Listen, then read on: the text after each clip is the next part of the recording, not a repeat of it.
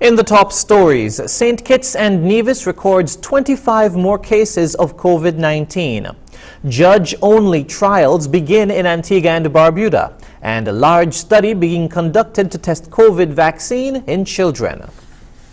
Hello and welcome to the ZIZ Midday Newscast. Today's Wednesday, June 9, 2021. I'm Jason Davis. Nationally, over the course of 24 hours, St. Kitts and Nevis has recorded 25 more confirmed positive COVID-19 cases, bringing the national total to 119.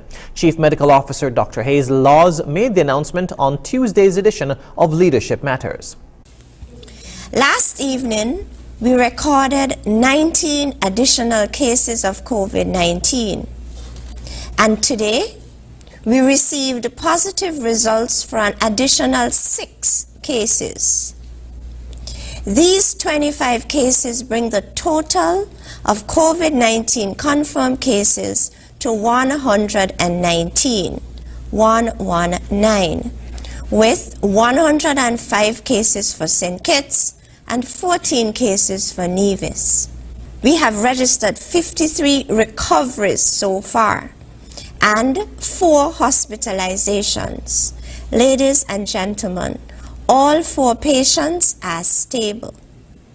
There are no COVID-19 related deaths. I repeat, there are no COVID-19 related deaths. Dr. Laws said there are now 66 active cases. She also gave some details on a few of the most recent cases, including one being a super spreader.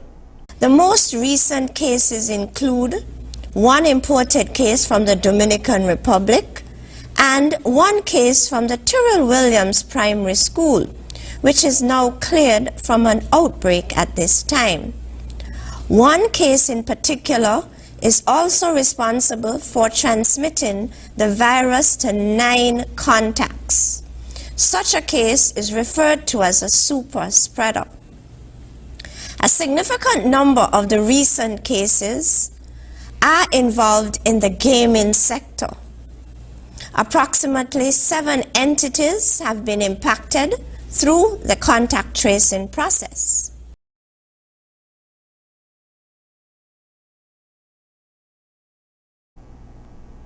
Dr. Laws said more than 1,400 persons have been interviewed through the Ministry of Health contact tracing exercise, which is ongoing.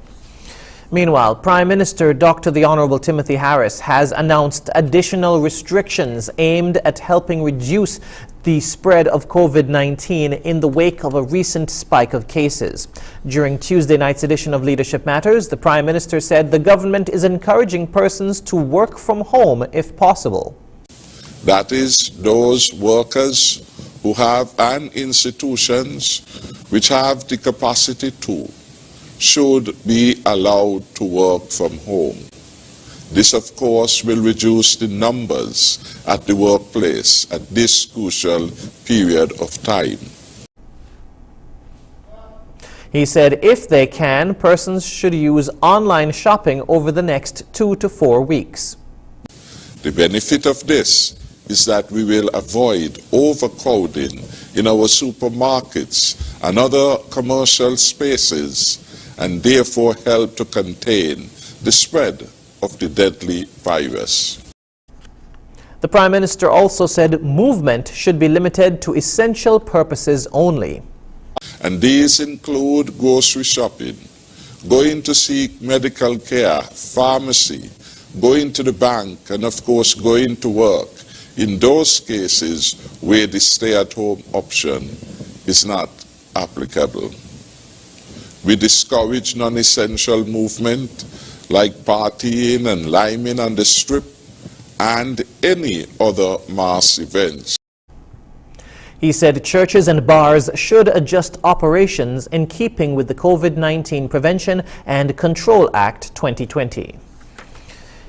In other news, persons in quarantine as a result of the extensive contact tracing exercise in St. Kitts and Nevis who are due to get a second shot of the Oxford AstraZeneca COVID-19 vaccine have been assured that their vaccination schedule will not be interrupted. Medical Chief of Staff at the Joseph N. France General Hospital, Dr. Cameron Wilkinson, shared the news during the question and answer segment at the special NEOC COVID-19 briefing on Monday. If you happen to be one of those persons who are in quarantine, which means that you need to stay in place where you are, you can reach out to us. You can call it 311 and we'll make sure that one of the nurses come properly attired so that they can give you your vaccination. Chief Medical Officer Dr. Hazel Laws noted that there are 570 persons in quarantine from contact tracing. The process has been extremely successful as 1,440 persons were interviewed. Since then, 870 persons were released with negative results. Persons are encouraged to get vaccinated to help flatten the second curve of COVID-19, and all health centers in St. Kitts and Nevis have extended their operating hours to facilitate persons willing to get a jab. We now move to news on the regional scene. Antigua and Barbuda has moved to have judge-only trials in the wake of a growing backlog of court matters made worse by the COVID-19 pandemic. The Criminal Proceedings Trial by Judge Alone Act, which came into force on June 1, is a first in the OECS sub-region, with the first matter set to begin on Wednesday.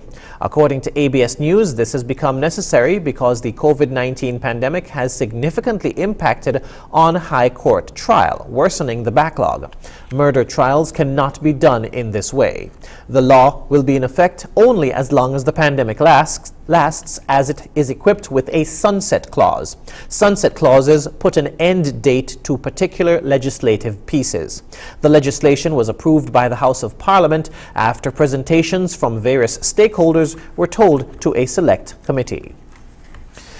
The St. Lucia Hospitality and Tourism Association, or SLHTA, is working with the police to tackle crime against visitors as it prepares to receive cruise passengers. The association has also welcomed the latest adjustments to the COVID-19 protocols to allow for the free movement of fully vaccinated visitors. Here's more. With the cruise sector set to reopen shortly, tourism authorities are concerned about the susceptibility of cruise passengers to the criminal elements. The St. Lucia Hospitality and Tourism Association has taken this into consideration and is currently working with the Royal St. Lucia Police Force to take preemptive action. We have been in touch with the Commissioner of Police to look at the challenges that is being faced by the Royal St. Lucia Police Force right now. We note the challenges as it relates to manpower and resources. The SLHTA has made donations in recent times of bikes to help with patrol. And we fully appreciate that there is a sequence of events associated with the promotion of other officers to hold positions which have become vacant. And we have an opportunity now to test those models in an environment that is lukewarm. We are certainly nowhere close to the tourism activity and the visitor arrival levels that we enjoyed in years prior. The amendments to COVID-19 protocols to accommodate fully vaccinated visitors were very well received by the operators within the industry. Not only do they allow for a more leisurely experience of the destination, but the free movement of the fully vaccinated also paves the way for smaller businesses connected to the industry to reopen, and that includes car rental companies and Airbnbs. We are in discussions with the Ministry of Tourism to look at certifying a lot of Airbnb operators, small hotels in particular, who now will be able to offer their experiences to fully vaccinated individuals. We also appreciate the fact that the car rental sector has opened up as well. And given the movement of these individuals throughout our economy, our environment, we fully expect that vendors as well, those who are certified to operate, will be able to engage and to be able to have their offerings up for consumption eventually. The independent restaurant sector is also poised to take advantage of the opportunity to showcase their dining experiences. For the DBS News World, I am Don Nicholas. Internationally, Pfizer says it will begin testing its COVID-19 vaccine in a bigger group of children under age 12, but at a lower dose. More in this Reuters report. Pfizer on Tuesday said it will begin testing its COVID-19 vaccine in a larger group of children under the age of 12, but at a lower dose. The study will involve up to 4,500 kids in the U.S., Finland, Poland, and Spain, based on safety, tolerability, and the immune response generated by 144 children in a phase 1 study of the 2-dose vaccine. Pfizer said it will now test a lower dose on the younger kids. That is 10 micrograms for 5 to 11-year-olds and 3 micrograms for the age group of 6 months to 5 years of age. Currently, those over 12 years old in the U.S., Canada, and Europe are receiving the same dose of the Pfizer-BioNTech vaccine as adults, 30 micrograms. A good question. Top U.S. infectious disease expert Dr. Anthony Fauci on Tuesday said decreasing doses in trials on younger kids makes sense. The idea of when you're going from an adult trial with adult doses, we do standard, this isn't anything unusual, what's called an age de-escalation and a dose de-escalation study. And when you get down to the younger children, it is not at all unusual to diminish the dose.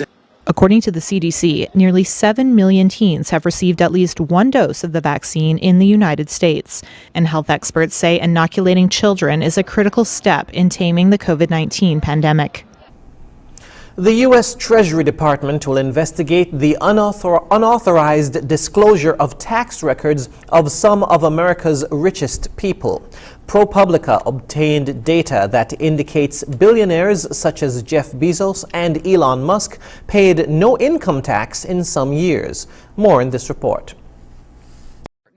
Any unauthorized disclosure of confidential government information by a person with access is illegal, and we take this very seriously. The U.S. Treasury Department Tuesday called on law enforcement to investigate the disclosure of tax records cited in a media report that showed that some of America's richest people paid little to no income taxes. U.S. media outlet ProPublica said it obtained a vast trove of Internal Revenue Service data on the tax returns of thousands of the nation's wealthiest people. The data indicated that billionaires including Amazon founder Jeff Bezos and Tesla founder Elon Musk paid no federal income taxes during some years. The IRS is part of the Treasury Department, and its many tax records are considered confidential documents. Meanwhile, President Joe Biden has sought tax increases on the wealthy to help fund proposed spending on infrastructure and social programs, including raising the top tax rate to 39.6% from the current 37%, and nearly doubling the capital gains tax rate to 39.6% for Americans earning $1 million annually or more. White House Press Secretary Jen Psaki said it's a matter of fairness. We know that there is more to be done to ensure that corporations, individuals who are at the highest income are paying more of their fair share. Treasury Department spokeswoman Lily Adams said in an emailed statement that the disclosure of tax records has been referred to the FBI, federal prosecutors, and 2 internal Treasury Department watchdogs, all of whom have independent authority to investigate. ProPublica described the records as confidential and did not disclose how it obtained them. And now for the weather. Present weather is cloudy skies with a slight haze. Winds are east at 9 to 16 miles per hour. The temperature is 29 degrees Celsius or 85 degrees Fahrenheit. Seas are moderate with waves of 5 to 6 feet. The weather forecast for today and tonight predicts partly cloudy and hazy skies with a 30% or low chance of showers. Sunset today will be at 6:44 p.m., sunrise tomorrow at 5:36 a.m. And that brings us to the end of the ZIZ Midday newscast. Join us this evening for these stories and more in detail. Thank you for tuning in. I'm Jason Davis.